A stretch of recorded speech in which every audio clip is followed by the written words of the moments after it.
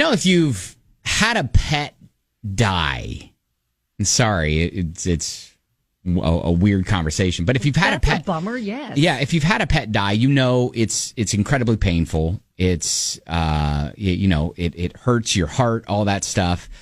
We lost 2 dogs when the kids were really little. Yeah, I mean, especially if they've been a part of the family for a while, or even if it's a sudden thing that happens, it can be very painful. But I'll tell you, when a pet goes missing, it's a weirder feeling because it's been a week now since our cat Fred got out, and he's an indoor cat, orange tabby, in the kind of the St. Matthews, Linden area.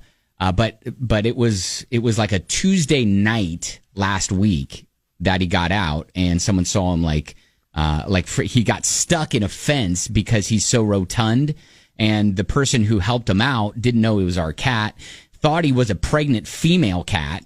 Oh my gosh! Poor guy, are you kidding? To ask to add to the embarrassment of the poor cat. Oh no! But yeah, little Fred scampered off.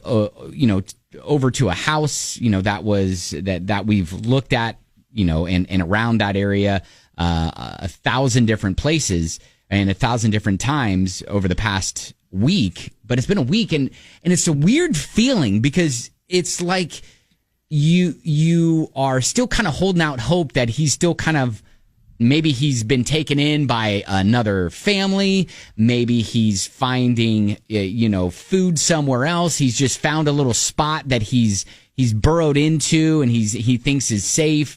I liked your caption that maybe he's off filming another Homeward Bound movie. Yeah, maybe he's going to come back with a golden retriever, a duck, and another cat. Yeah, who knows? Stories to tell. But and then in this whole ordeal with my missing cat Fred, I've had people reach out that are like, hey, don't with tips, and I appreciate that. And they've also there was one, and man, it was.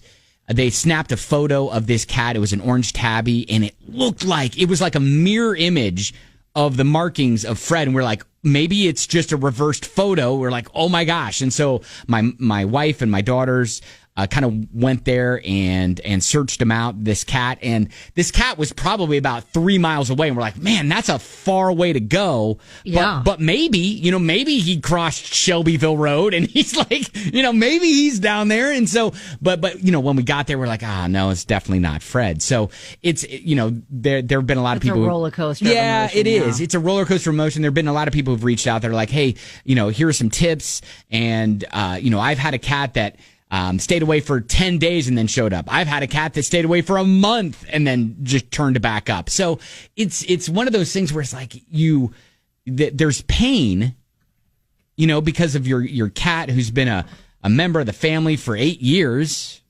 who, he's no longer around, and we're just kind of like saying his name and we see pictures of him and all that stuff. And it's painful, but then it's not tough. Like the same sort of pain that you get when you lose a pet, because it passed away. You know what I mean? Right. It's like, what happened. You don't know what's happening here. Right. Don't know. And that's an unsettling feeling. Like, we don't even know where to look at this point. Yeah. And so it's not even a thing where, okay, well, we know he could be over here, so we're just going to concentrate our efforts there. No, it's been a week now. Yeah. Like he could be anywhere. Yeah. So, yeah, it's just...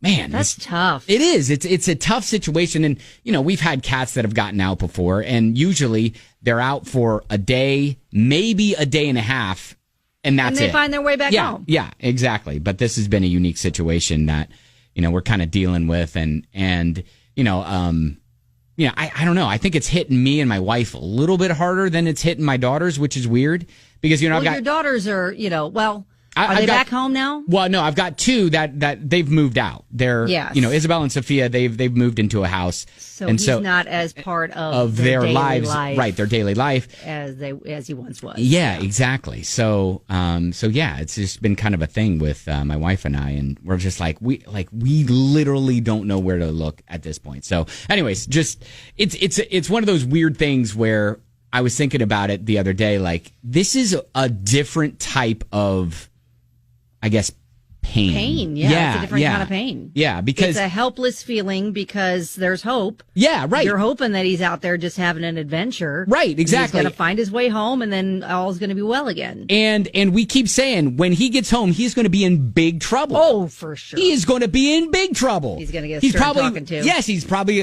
would have lost some weight too, so we're going to have to sit there. We're going to have to fatten him up again. No, wait, that might be a little blessing.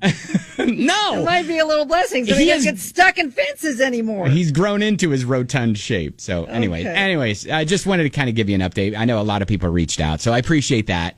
And we're continuing, the search and stuff like that. So, all right, coming up. Oh, by the way, if you want to see a picture of Fat Fred, yeah, hashtag find Fat Fred.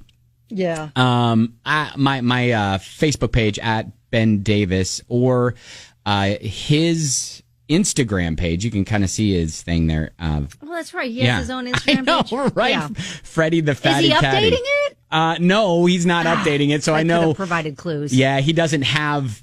And he is chipped, by the way. He is chipped. So okay, well, good. Hopefully, someone, if they come across him, will go take him and check the chip. Yeah.